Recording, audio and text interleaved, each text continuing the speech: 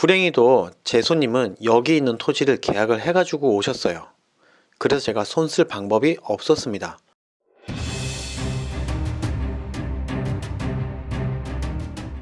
안녕하세요. 도원 공선생입니다. 역세권 토지 투자 폭망했던 사례를 한번 다뤄보려고 하는데요.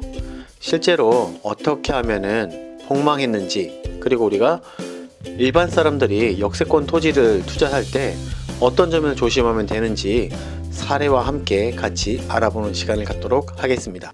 보통 전화가 오면 이렇게 전화가 옵니다. 손님, 토지 투자 관심 있으신가요? 역세권 주변인데요. 거기 역 주변 평당가가 몇백만 원이 합니다. 하지만 그 바로 100m 안에 평당 30만 원짜리 토지가 있습니다. 한번 들어보시겠습니까? 이런 식으로 나오겠죠? 역세권 바로 주변에 평당 대부분 몇백만 원씩 하는 건 다 알고 있잖아요. 근데 3분의 1 가격도 안 된다, 5분의 1 가격이다, 이러면은 충분히 의심해 볼 만합니다. 불행히도 제 손님은 여기 있는 토지를 계약을 해가지고 오셨어요. 그래서 제가 손 쓸 방법이 없었습니다. 하지만 여러분들은 이 영상을 보시고 꼭 구분하는 방법을 가져보시기 바랍니다. 먼저 우리가 역사에 대해서 조금 알 필요가 있습니다. 우리나라 4차 국토 종합개발계획에는 도로에서 철도 중심으로 바뀌었습니다. 우리나라 정부는 녹색 성장 중심을 지향하면서 좀 더 쾌적하고 아름다운 공간을 만들기 위해서 정부에서는 차가 많이 다니지 않고 철도, 그러니까 대중교통이 많이 다니길 원했죠. 그래서 역사를 여기저기 만드는 거점 도시들을 만들기 시작합니다. 그래서 역사 주변에는 새로운 신도시가 생겨나고 토지 모양이, 용도가, 계획들이 바뀌면서 집 하나 지을 수 있는 땅이 무려 30층 높이 아파트를 지을 수 있는 땅이 돼버린 거죠. 물론 가격도 1배, 2배, 3배가 아닌 16배까지도 높아진 토지들이 많이 있습니다. 그런데 이런 역세권 토지 투자를 잘못하면은 엄청나게 많은 돈을 묶일 수가 있다는 것을 이 역사 모양을 통해서 알 수가 있는데요. 첫 번째 보이는 점은 선로가 있고 여기에는 영무시설이 있죠. 자, 영무시설이 지상에 있어서 지상, 그리고 여기 선로가 있기 때문에 선로를 중심으로 해서 선상, 선하, 이렇게 나누시면 됩니다. 여러분들은 간단하게 영무시설이 선로 위에 있으면 선상, 선로 밑에 있으면 선하, 지상에 있으면 지상, 지하에 있으면 지하, 이것만 구분하시면 됩니다. 근데 여기서 하나 더, 과연 제가 말한 4가지 중에 어떤 역사가 가장 돈이 될까요? 당연히 지하 시설이겠죠. 지하 시설로 들어가게 되면 지하철이 밑으로 들어가고 그 지상 위로는 도시나 아파트, 상업시설, 근린생활, 집가의 가격이 훨씬 더 활용도 있게 바뀔 수 있습니다. 자, 그림으로 먼저 한번 볼게요. 여기 보이시는 시설은 말 그대로 영무시설이 땅 위에 있기 때문에 지상, 여기 되겠죠. 이렇게 지상에 여기 있게 되면 여기가 선로이고 이쪽으로 사람이 다니면 큰일 나겠죠. 그죠? 그렇기 때문에 사람들이 이 통로를 통해서 다니게 되는 겁니다. 그럼 문제는 이쪽에 사는 사람은 괜찮은데 이쪽에 사는 사람은 많이 좀 불편하겠죠.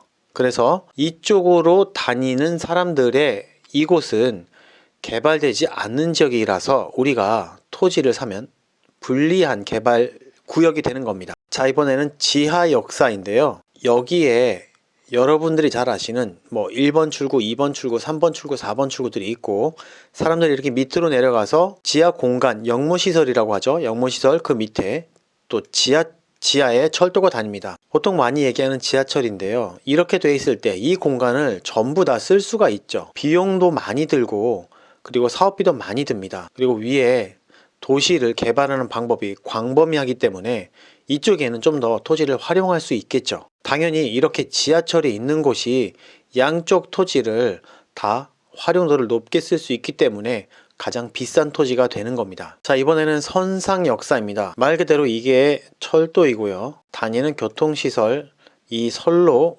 위에 이 영무시설이 있어서 이 영무시설이 선로 위에 있다 그래서 선상이 되는 거죠. 아까 말씀드렸던 선하역과 비슷하지만 조금 더 다니기가 불편합니다. 자, 이렇게 보시면 사람들이 위로 다녀야 되죠. 그죠? 그러면 집에서 내려서 이쪽 출구에 있는 사람이랑 이쪽 출구에 있는 사람 모두 다 다니기가 쉽진 않습니다. 차 역시도 마찬가지고요. 주차 시설이 여기에 있던 내려서 다시 일로 올라와서 지하철을 타고 아니 철도를 타고 이동을 해야 되죠. 선로가 지상에 있고 그 위에 선상에 역무시설이 되어 있죠. 사람들이 버스에서 내리거나 차에서 내려서 이쪽 시설 승강기 등을 통해서 건너와야 되는 겁니다. 제가 아까 말씀드렸던 요거는 지상역사죠. 지상역사 역시 양쪽으로 통행이 쉽지는 않죠. 자, 이거는 선화역사입니다. 선로가 위에 다니고 있고요. 그 밑에 역무시설이 있는 거죠. 사람들이 그래서 여기서 차를 대고 이쪽으로 와서 계단 올라가서 위에서 철도, 교통을 이용하는 방법입니다. 다행히 이 방법은 사람이 양쪽으로 지나다닐 수 있기 때문에 조금 더 양쪽으로 도시 개발하는 것이 가능하죠.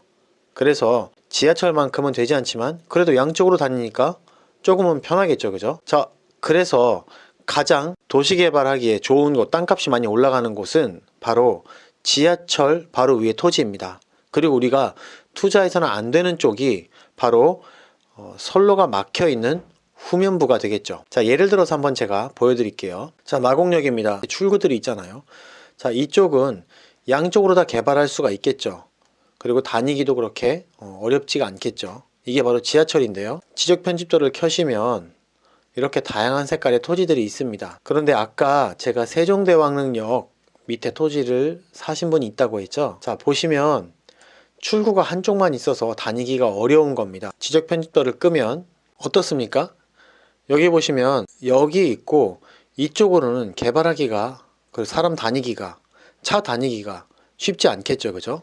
자, 그리고 이거는 군산역인데요. 군산역 보시면은 이제 한쪽으로만 또 개발할 수 있게 돼 있죠. 자, 이쪽 딱 보시면 어때요? 시퍼렇죠? 이런 땅 사는 순간 이제 내 돈 꽁꽁 묶이는 겁니다. 팔리지도 않고 내가 좋은 토지를 싸게 샀다고 해서 되는 게 아닙니다. 토지는 그 다음 사람한테 팔 수 있어야 되고 활용할 수 있어야 되고 월세를 받을 수 있던지 말던지 해야 되는데 이건 뭐 아무것도 할 수 없는 거죠. 자, 이런 땅 토지 그냥 지적 편집도만 켜보셔도 자, 이쪽에는 공장, 상업 뭐 이런 것들이 가득 차 있는데 이쪽에는 허허벌판이죠. 이런 쪽에 토지를 찍어서 물론 집을 지을 수 있는 쪽도 나올 수 있겠지만 여기에는 평당 10만원짜리 땅이 20만원, 30만원 되기는 아무래도 좀 어려워 보입니다. 그죠?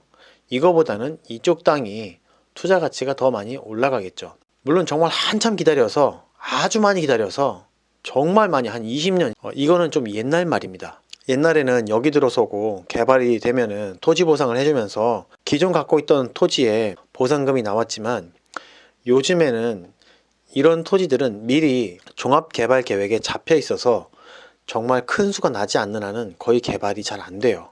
그 옛날이랑 다릅니다. 그리고 요즘은 묵혀놨다 이거 안 됩니다. 이거 다시 한번 잘 생각해 보세요. 내가 토지를 해서 뭐 5억을 벌었는데 그게 한 30년이 걸렸다고 생각해 보십시오. 절대 나는 쓸 수 없는 땅이 되겠죠.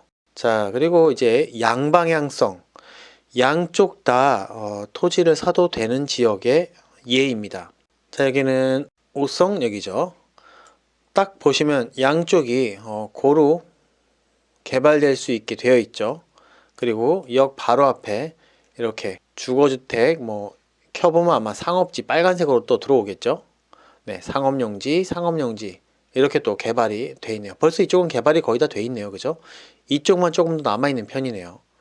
자, 이런 쪽에는 출입구 쪽에 투자하면 출입구 쪽에 있는 토지를 사면은 안 되겠죠.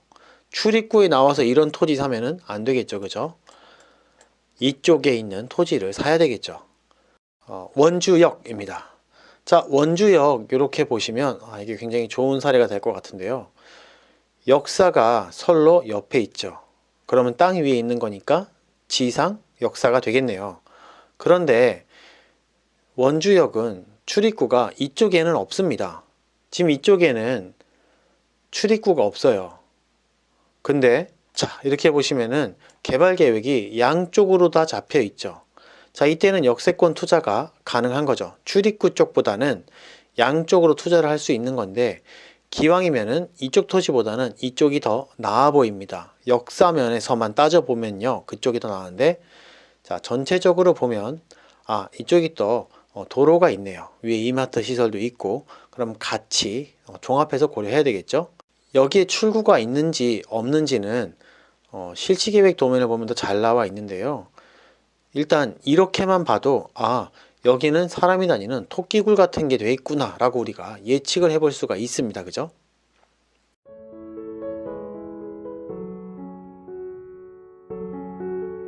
아무튼 여러분들에게 도움이 되셨으면 좋겠습니다. 구독, 좋아요, 알람 설정까지 감사합니다. 도안 공선생이었습니다.